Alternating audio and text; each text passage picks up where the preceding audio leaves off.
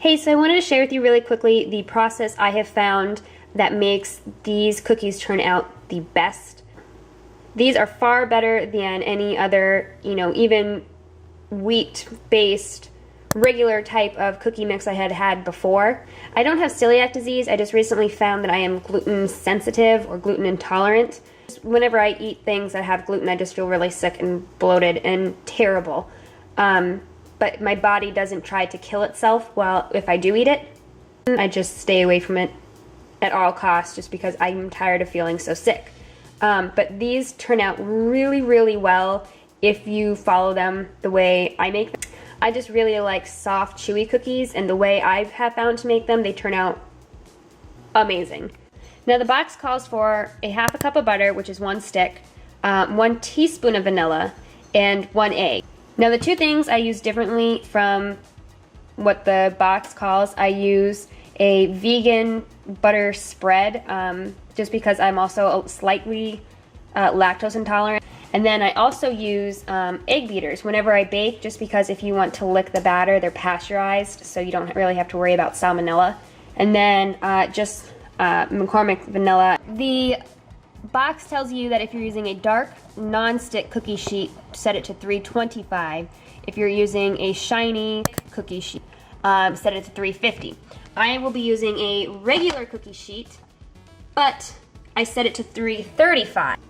So while my butter was softening a little bit, what I did was I sifted out about a half a cup of chocolate chips from the mix, just because there's a lot of chocolate chips in it. So now what you're going to do is you're going to add your butter, your egg, and your vanilla into the bowl. Now, since I used egg beaters, 1 egg is equivalent to a 1/4 cup of the egg beaters. Now, this is where I guess the recipe gets really important. The box calls for 1 teaspoon of vanilla. I put in 1 tablespoon of vanilla. Now stir these 3 ingredients together really well. As long as it's blended about this much, it should be fine. Now just take a few spoonfuls at a time of the cookie mix and mix this together really well. And then after just a few times, you can just pour the rest in and stir. A couple more spoonfuls. There, now you see how it's fairly smooth now? You can just add the entire rest of the bag and then just mix it. Now do you see how it looks a little bit dry in some spots? The best way to combat that is just kind of, push down and then pull it back. So you're not, you're still mixing it, but you're not technically stirring it, if that makes sense. You're just kind of grabbing and pulling. Now it is all mixed together. What you need next is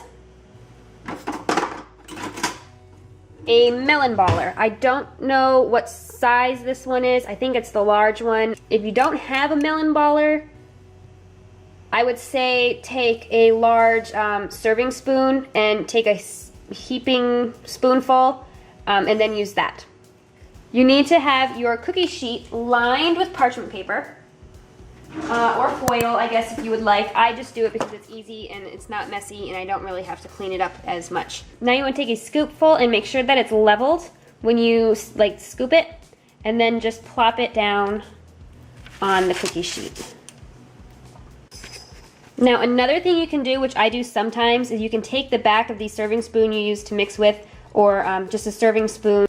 You can just kind of press down slightly and then pull it off a little bit. So that way they'll still be large and puffy. They'll still cook fine if you leave them like this. I just, sometimes I do it, sometimes I don't. Just depends on my mood. Now they're ready to go into your oven.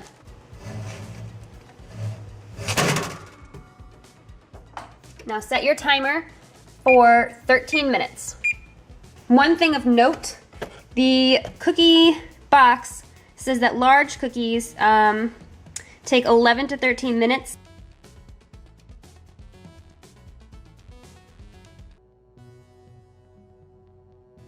Now, about eating the batter, and it's not this yellow in person. I think it's the fluorescent lights under the cabinets that are making it look yellow, but I don't recommend eating it raw.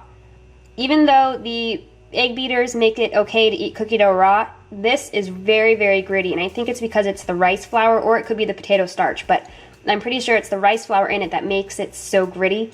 It's not good to eat raw. It's really bad. I'm gonna put them in for like maybe 20 more seconds.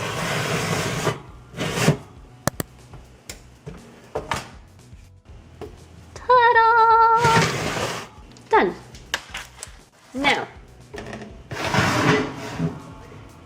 it probably says to let them cool for so many minutes. I don't do that. I never have. Just put them onto your cookie rack.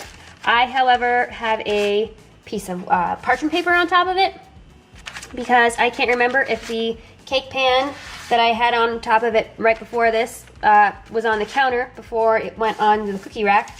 And if it had been, that would not have pleased my OCD. So, my OCD made me put a piece of parchment paper on it.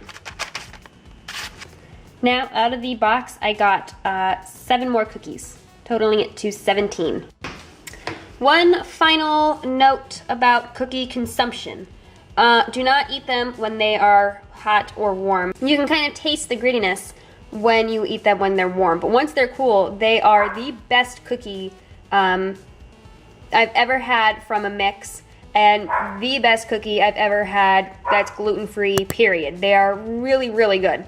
So I hope this way of doing it might help you if you had them and maybe you didn't really like them so much, or if you've never had them and want to try them. But they are super delicious, especially I find when I make them like this. If you have any other questions, feel free to comment below. I will be more than happy to answer them for you. Or if you want to know more about gluten-free snacks, I'd be happy to talk more about them. Just let me know. And yeah, that's really it. Thank you for watching. Subscribe if you want to hear more about some gluten-free stuff, because I'm sure I'll talk more about it. Yeah, that's it. All right, have a good night. Sheet. Oh, cat. What are you doing? You want to cook too? You want to cook too, little baby? Oh, no, no. Don't jump in there. Don't do that. Get down. Get off. Okay. No.